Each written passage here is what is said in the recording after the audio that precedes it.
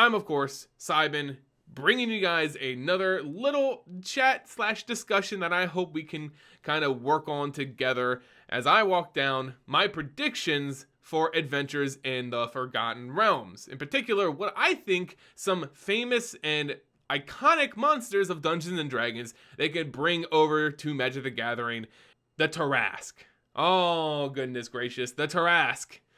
The only unaffiliated, unaligned, gigantic, almost world-destroying monster that you would love to see in any campaign as a final sort of threat. So the Tarrasque is a monster of questionable origins, and it kind of sleeps under the ground for decades before it gets too hungry and needs to stomp around the world eating anything and everything. And when I mean anything and everything, I quite literally mean that. It will devour villages, mountains, people, deities. It doesn't matter. It doesn't matter. The Tarrasque will eat it. And it will eat and eat and eat until it has its fill, and it will go to sleep. It is almost impervious to all forms of attack. It has strong armor and magic resistances, all this kind of stuff. It is quite the imposing creature. It really, really is. And it should be used incredibly diligently. You need to make sure you plan around this thing.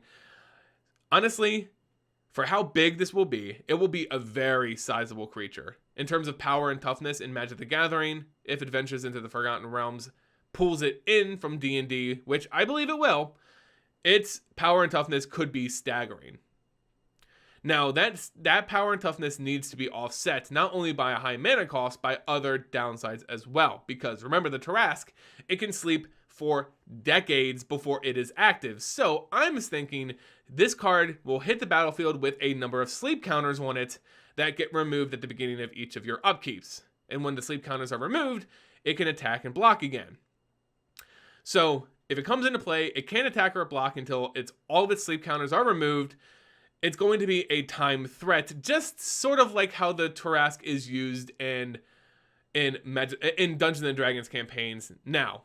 Because you know it's coming, you know it kind of has a circadian rhythm to it almost, to kind of come up and start devouring from the world again. So I think that would be a great way to kind of slow down and make sure your opponent knows that they're on the clock. Now, that might not be too good for them still, because the Tarrasque, I believe, will have hexproof. It just has to. Either way, because if it doesn't have hexproof, it's going to be way too easy to remove. Thus, all the investment is deemed meaningless. So, and we already know it has super high spell resistance, and you can't just power word kill something like this. You just can't, right? So it wouldn't make any sense. It's going to have hexproof. And just for the record, it's going to be green aligned because it's a big dumb monster. So if it's a big dumb monster, it's going to be green most likely. Plus it comes out of the earth, right? Tarrasque with Annihilator, rather, not Obliterator. Annihilator would be insane. Of course, I mean, I don't know if they're ever going to bring Annihilator back, because that caused a lot of problems in Magic the Gathering's history, and they're still kind of dealing with that now. Annihilator is very oppressive and very flavorfully fitting for Tarrasque, and what it eats and how it just devours and just scrapes the landscape clear as it eats. Yeah. Annihilator, that would work. That being said, there is another special unique ability that the Tarrasque has, and that's its weird ability to basically ground things that are flying around it. Yeah, you can't just fly over the Tarrasque's head or fly up and hit some weak point like the eyes or something like that.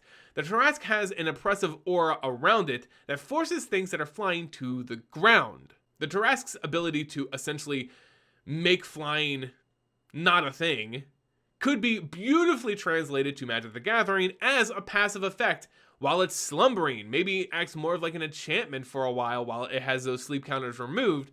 But instead of having reach, which is just so below the Tarrasque, right? It just is. The Tarrasque doesn't need reach. It makes flyers come to him down to his level. So I think passive ability, flying keyword, the green keyword flying is null and void to the entire battlefield. Your creatures, your opponent creatures, flying does not work.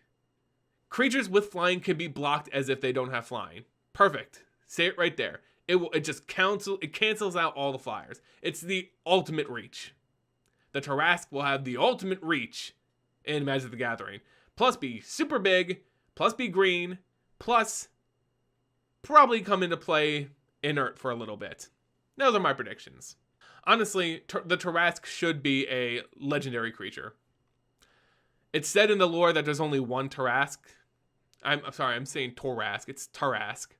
But there should only be one. So, legendary status. Also, creature type, most likely a beast. Legendary beast. Perfect, let's go.